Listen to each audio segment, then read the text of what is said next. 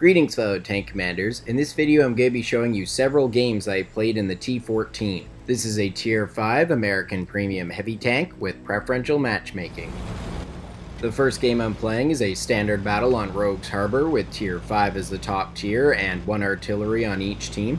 For all of these games my tank is equipped with a gun rammer, enhanced gun laying drive, and coated optics. And I am using an American crew which has 9 crew skills and perks. I'm going to be showing you a total of 4 games. 3 are Mastery Badge First Class, and the last one is an Ace Tanker game. All of these games are played at the same time, and there was only one battle which broke the streak. It was an exceptionally mediocre battle on Malnovka, and I just got destroyed by a KV-2 on that one. I'd still place decent, but it's not really worth your time to see. These games were on the last day of the German Dream Machine's earn-op. I was doing a panic grind to try and earn the King Tiger, and so I was doing quite a few tier 5 games just to speed up the process. The T14's got preferential matchmaking and I'm fairly reliable with it, so it made a decent candidate for the point grind. So for this game I went along the 9-0 line because the terrain over there is fairly good for the T14 to work with. Lots of uneven ground to angle your hull armor, and use your gun depression to get hull down. But I didn't have a lot of direct support over there, so I ended up hanging on the outside more towards the center of the map. And I've been making good progress wearing down the flank over here, but I'm taking a lot of damage as well. After I got hit by artillery, I knew I needed to reposition into a safer spot, and hiding under a bridge is an ideal already safe position.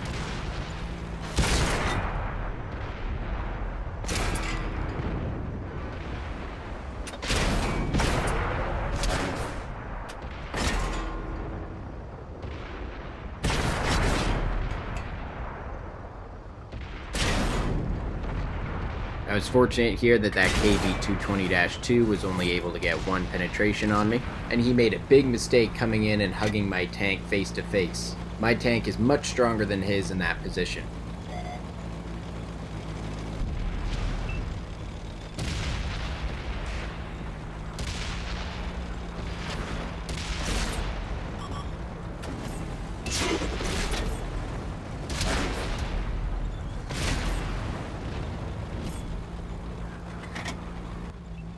I finally managed to destroy all the enemies on this flank, so I decided to hunt down the artillery. If I had had a few more hit points, I would have probably turned around and gone back towards my base where my remaining teammates were. Often in a situation like this, regrouping is the best option, but it's the call I made.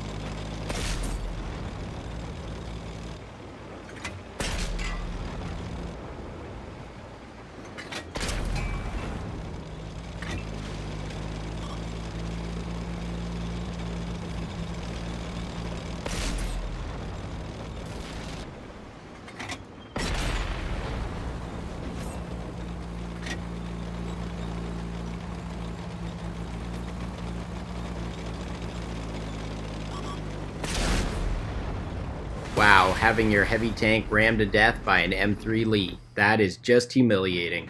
Now let's check the post-game stats and see how I did. For this game I earned 62,000 silver and 3,310 experience without any multipliers. In this game I dealt 1,940 damage and destroyed 6 enemies while blocking 440 damage. This earned me high caliber, a Mastery Badge First Class, and Top Gun. And I got the 5 points towards the German Dream Machine's op I was hoping for. I placed at the top of my team, earning a base XP of 1,010. I managed to hit 23 of my 27 shots and penetrate 20 of those. In terms of crew and module damage, I injured the radio operator in the M3 Lee, damaged the engine in the Frostbite, and injured the driver in the Defiance. That was an overall great performance from the T14. It's unfortunate I didn't really have a chance to get a win out of that, but the enemy decisively won the other side of the map and I just took way too much damage there to have a hope in coming back. This next game is a team destruction battle on Mountain Pass, with tier 5 as the top tier and 1 artillery on each team. I once again went to an area where the terrain works in the T14's favor. Of course, this does go against team destruction logic of trying to stay all in one group. Overall, my team has a wide dispersion this game. This is a big problem because I'm in a 2-on-1 battle with 2 tier 5 heavy tanks. I'm being very careful here to keep the Churchill 3 between me and the KV-1, and I'm rewarded with just enough bounces to keep me alive.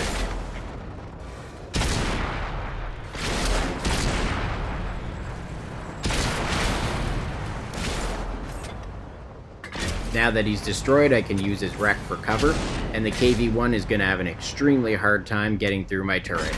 This is pretty funny because I'm actually shooting through a piece of the dead tank here.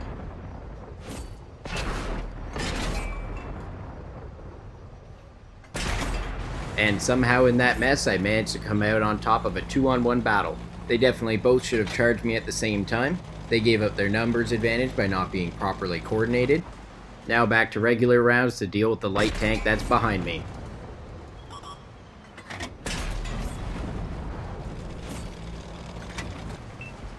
I don't know how the Chaffee survived the fall going that fast, but I'm not going to complain because it allows me to get the kill. Overall, this game, both teams played it like a standard battle, a wide dispersion covering all the different paths, and my team just managed to win them all.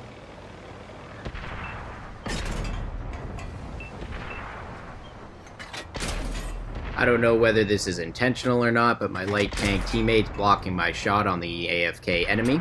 I miss getting the kill, and because I hit my teammate, I lose out on the high caliber as well, but at least I'm able to make up for it with the artillery.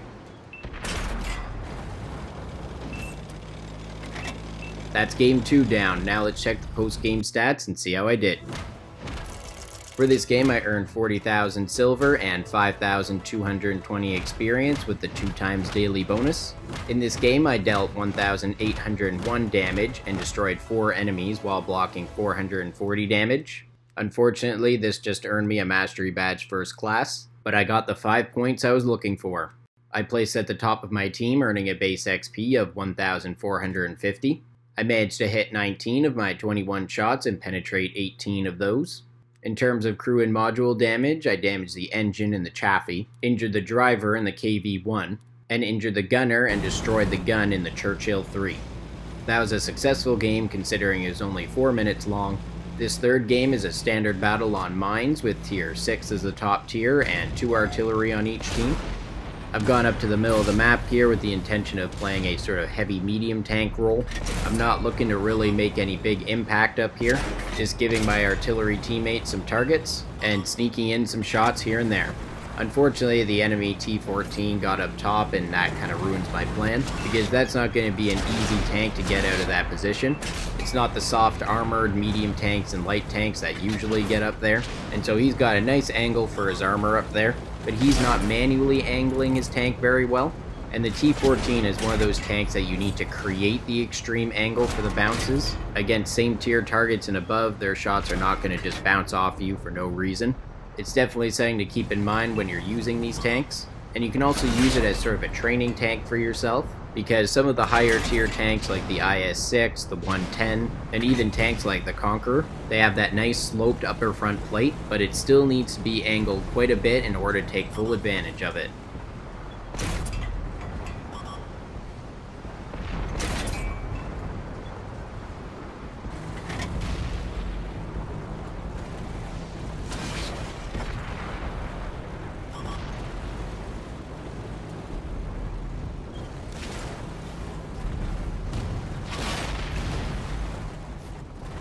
This position is working out quite well for me because I've got some good team support, so I'm able to hold off that T14 above, and my teammates are holding the other tanks at bay while I'm getting assisted damage for it.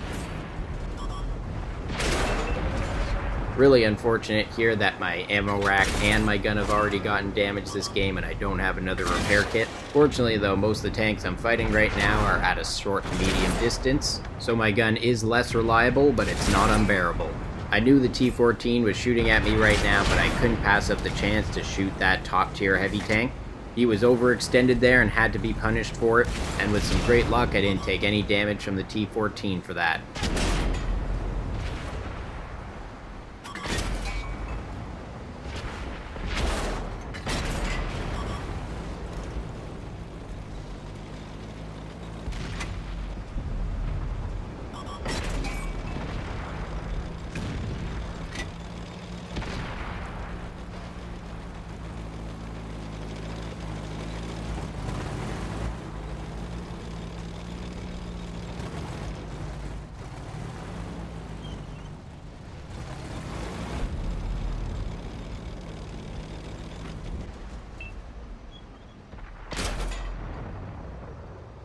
This is where you really feel the pain of the damaged gun, trying to shoot a half-covered target from 300 meters away, and it turns out that the enemy artillery was actually sitting right there.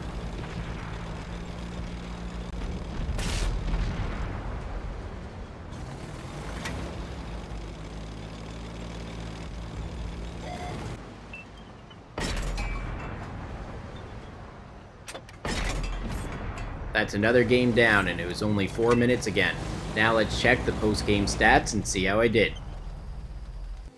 For this game I earned 14,000 silver and 2,867 experience without any multipliers. In this game I dealt 1,265 damage, assisted with 728 damage, and destroyed 2 enemies while blocking 880 damage. This earned me Steel Wall and a Mastery Badge First Class, and once again got another 5 points. I placed at the top of my team, earning a base XP of 1,365. I managed to hit 20 of my 26 shots and penetrate 12 of those. Unfortunately, I didn't deal any real crew or module damage this game. That was a good performance once again for the T14, and I wasn't top tier for that. This next game I'm playing is an encounter battle on Gruenberg Winter, with tier 5 as the top tier and 1 artillery on each team.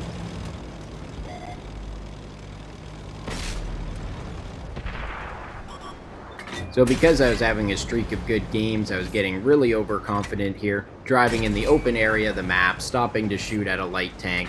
It's not following the regular cautious strategies I use to reliably get good games. Fortunately, I only had to pay 1 small artillery hit for that mistake.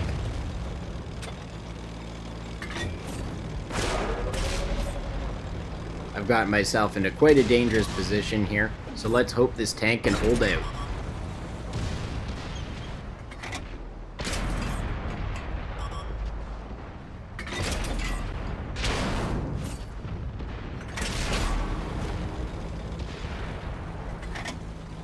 Now watch this little trick here. I know there's a heavy tank coming up behind me, and I knew I didn't have enough time to turn and get my front armor to him, and I would have just been exposing my side armor. So I did a small reverse side scrape, which helped me bounce that first shot, but this is the 3rd player now on the enemy team that's just driven forward onto my side of the map without proper team coordination. And now I got another problem with a T1 heavy, and I just always seem to be short of finishing these enemies off before they escape. This is another example of the reliable T14 turret armor. If you're in a heavy tank battle and surviving is your main goal, just get right up there and give the enemy a hug, and they will have a hard time getting through your armor.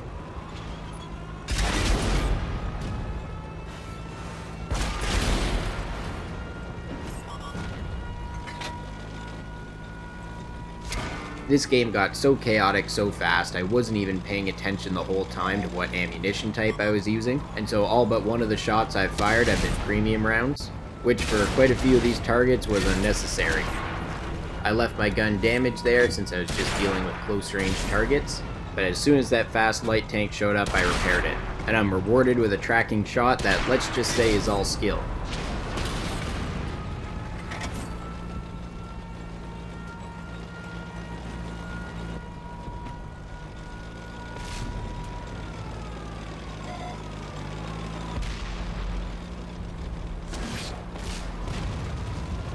I'm eager to keep getting damage, but I also want to hold on to my few hit points, so I'm being cautious with my shots here.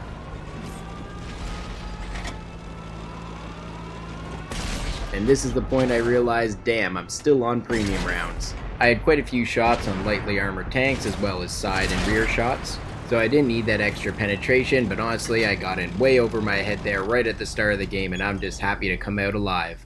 Now let's check the post-game stats and see how I did. For this game I earned 27,000 silver and 3,868 experience without any multipliers. In this game I dealt 2,625 damage, assisted with 355 damage, and destroyed 4 enemies while blocking 1,510 damage. This earned me High Caliber, Mastery Badge Ace Tanker, and Steel Wall, and managing to grab another 5 points. I placed at the top of my team, earning a base XP of 1,842. I managed to hit 28 of my 33 shots and penetrate 25 of those. In terms of crew and module damage, I destroyed the engine in the Panzer 38 NA, damaged the engine in the Chaffee, and injured the driver in the T50. This is just a quick clip showing you that all these games were played at the same time, with only that one game on Malinovka breaking up the streak.